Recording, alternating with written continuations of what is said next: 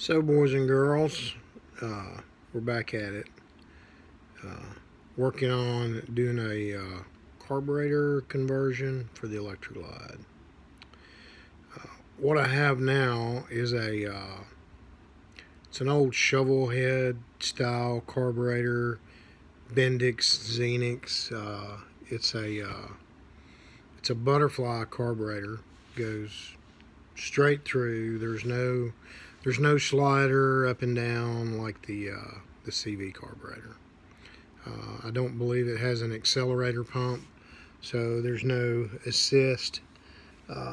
When you're coming up hills and stuff like that, it's when you twist the throttle, you just kind of, whatever you got is what you got.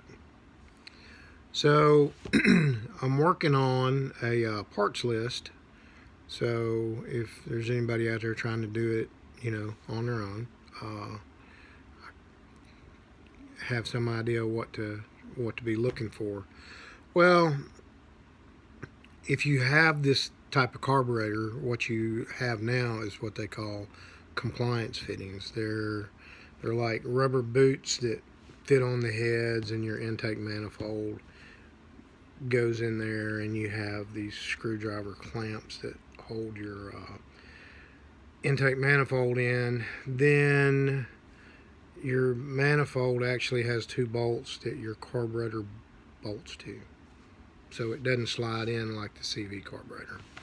So there's a whole lot of differences between the two. So you're going to have to replace your intake. Is one thing you're going to have on the list. You're going to have new flanges and seals. So most likely you're going to have throttle cables and a new air breather. So what I've gathered up so far, I found a CV carburetor on YouTube.